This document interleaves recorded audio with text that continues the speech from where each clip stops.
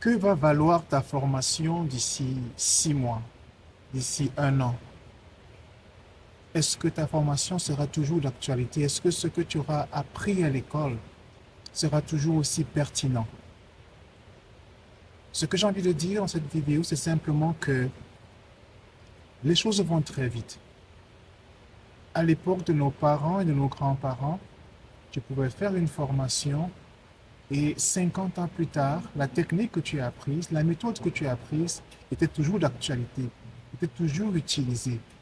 On pouvait facilement entraîner quelqu'un sur un processus et puis 10 ans après, 20 ans après, le même processus était toujours appliqué.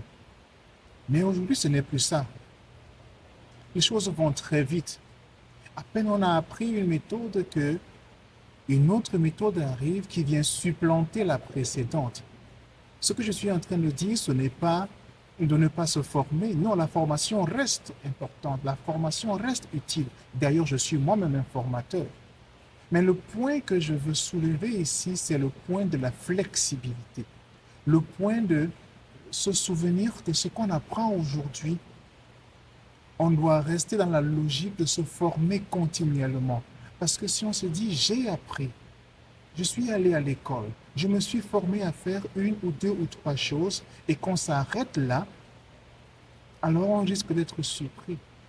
Il faut constamment se renouveler parce que les technologies avancent très vite, les méthodologies changent très rapidement. Il faut se mettre à la page, il faut suivre l'évolution des choses.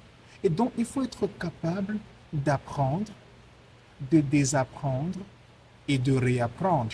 Bon, en passant, je ne sais pas si le mot désapprendre existe, mais ça m'a semblé être approprié pour expliquer le concept que je suis en train de vouloir expliquer ici. Donc, il faut entrer dans cette logique-là. Être capable de se dire, oui, je suis allé à l'école, j'ai été formé à faire telle chose. Sauf que sur le terrain, ce n'est pas en train de se passer comme prévu. Qu'est-ce que je peux désapprendre? Qu'est-ce que je peux changer? Qu'est-ce que je peux déconstruire pour faire de la place à une nouvelle façon de faire, à une nouvelle façon de penser, à une nouvelle façon d'agir? Donc, je dois être capable d'apprendre une chose, de la désapprendre si ce n'est plus nécessaire et de réapprendre une nouvelle chose lorsque c'est nécessaire. Le monde que nous vivons aujourd'hui va vraiment très vite. Les choses avancent très vite. Et on peut se retrouver avec un diplôme entre les mains qui ne nous sert strictement à rien. Parce qu'on est entré dans un cycle tel que notre capacité à nous réinventer détermine notre vitesse dans la vie. Okay?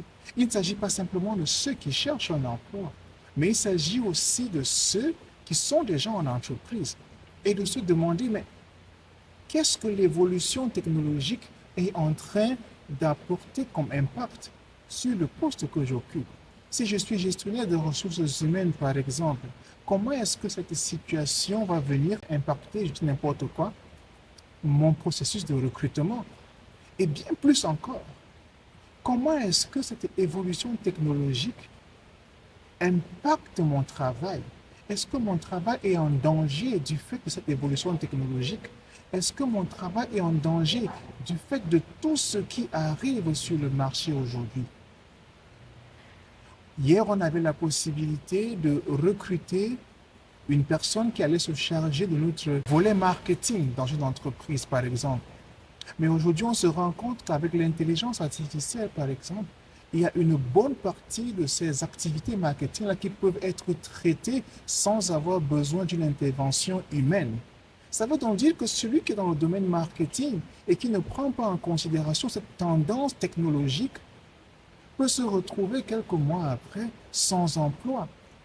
Est-ce que ton diplôme, est-ce que ta formation sera toujours d'actualité lorsque tu auras terminé? Tu t'inscris dans un cycle de formation de 3 ans.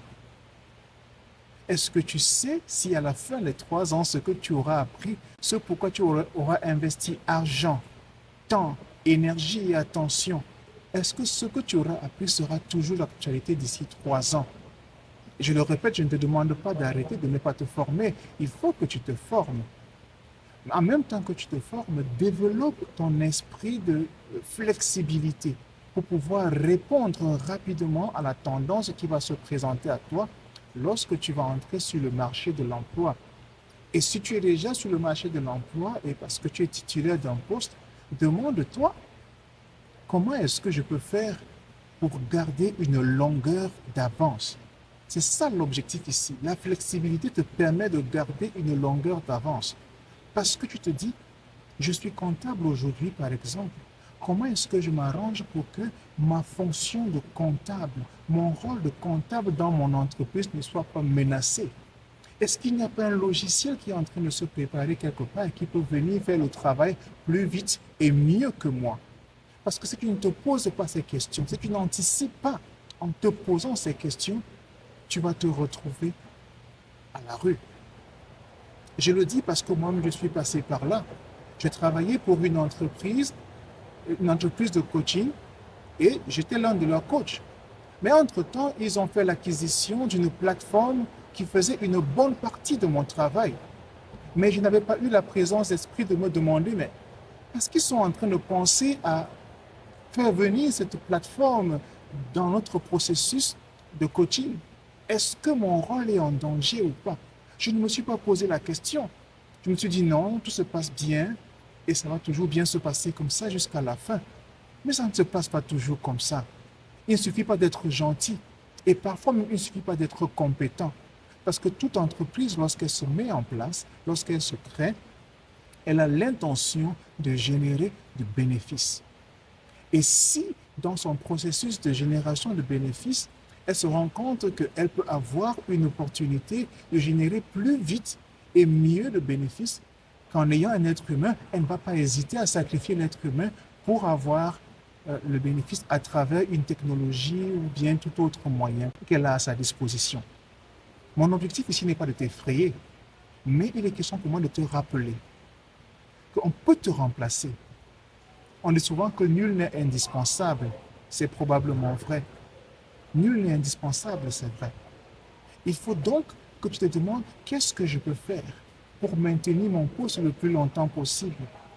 Et si tu as l'intention de changer d'entreprise, demande-toi qu'est-ce que je peux faire pour que l'autre entreprise ait envie de me débaucher.